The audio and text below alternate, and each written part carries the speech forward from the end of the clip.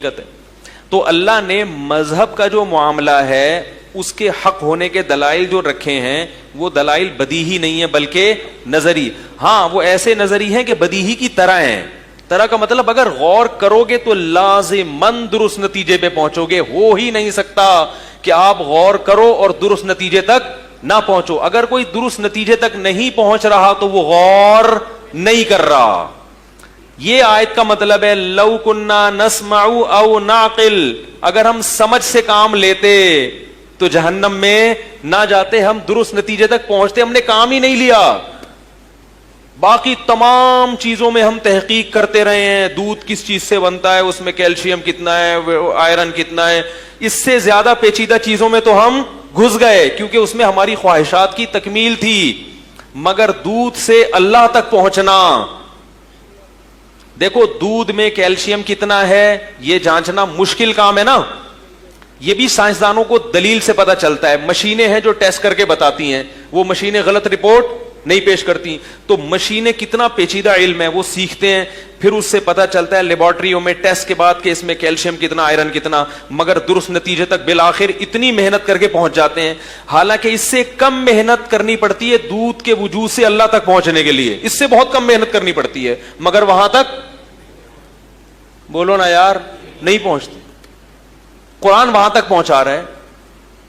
جعل لکم وَإِنَّ لَكُمْ فِي الْأَنْعَامِ لَعِبْرَةً، فرمایا چوپایوں میں عبرت کا سامان ہے۔ کیا مطلب؟ دلیل ہے چوپایوں میں مجھ تک پہنچنے کی۔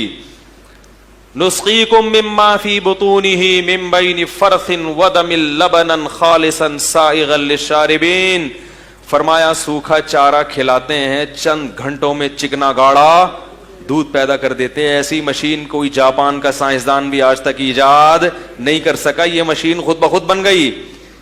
کیا اس کا بنانے والا کوئی نہیں ہے؟ وہ لیبارٹری جس میں ٹیسٹ ہو رہا ہے اس دودھ میں کتنا کیلشیم، وہ لیبارٹری خود سے نہیں بنی، اور یہ بھینس اور گائے کی مشین خود بخود وجود میں آ گئی۔ ام خلقوا من غیر شیء، تم نے بنایا ہے یا خود سے بنی ہے؟ نہ ہم نے بنایا نہ خود سے بنی، پتہ چلا بنانے والا کوئی اور ہے۔ اسی کو تو اللہ کہتے ہیں، اسی کو تو خدا کہتے ہیں۔ اگر وہ نہیں ہے، اللہ نہیں ہے، خدا نہیں، پھر کون ہے؟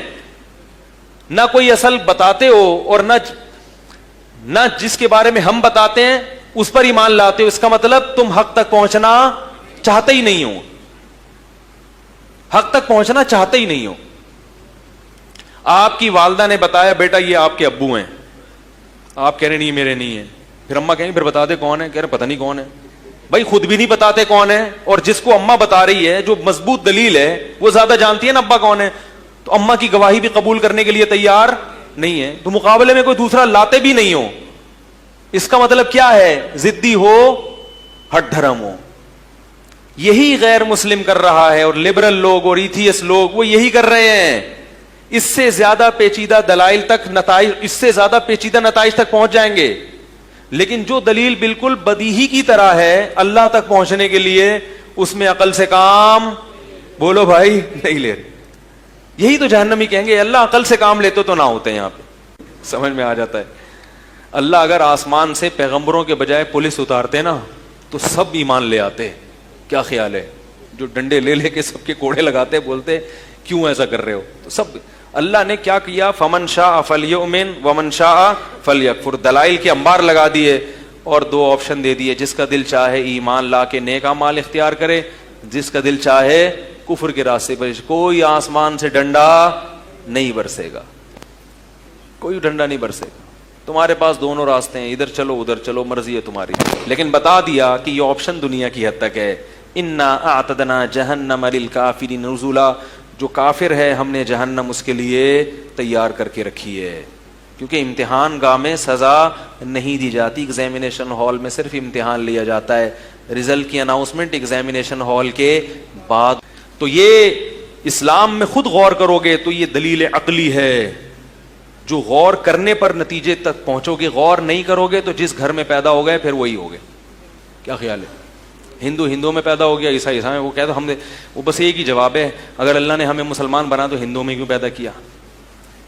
ایک عیسائی مجھے کہہ رہا تھا کہ اگر اللہ کو اسلام ہی پسند تھا تو مجھے عیسائیوں میں کیوں پیدا کیا، لہذا میں تو عیسائی رہوں گا۔ میں نے کہا اس کا مطلب اگر چوروں میں پیدا ہوتے تو کیا رہتے؟ پھر چوریاں ہی کرتے۔ اگر میں یہ نہیں کہہ رہا کہ عیسائی چور ہوتے ہیں، یہ مقصد نہیں ہے. مطلب یہ کہ آپ دلیل اس کو بنا رہے ہو کہ میں جس گھر میں پیدا ہو گیا تو بس، ایسا نہیں ہوتا. عقل استعمال کرنی پڑے گی. تو قیامت کے دن مشرکین یا کافر کیا کہے گا؟ لو کننا نسمع، ہم دلیل نقلی سے کام لیتے، او نعقل یا عقلی سے کام لیتے تو ہم آج جہنم کی آگ میں نہ جاتے. ہم نے تو دلیل عقلی اور نقلی سے کام تو لیا، مگر ان چیزوں میں جن کا تعلق ہمارے پیٹ سے تھا، رزق سے تھا، ان میں تو بڑے دلائل کے تانے بانے لگائے.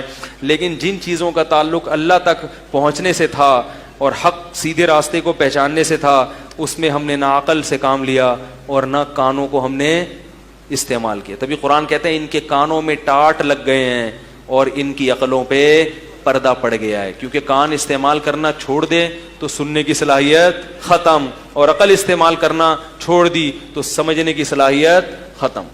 اللہ تعالی ہمیں اس دن کے آنے سے پہلے سننے کی بھی توفیق عطا فرمائے اور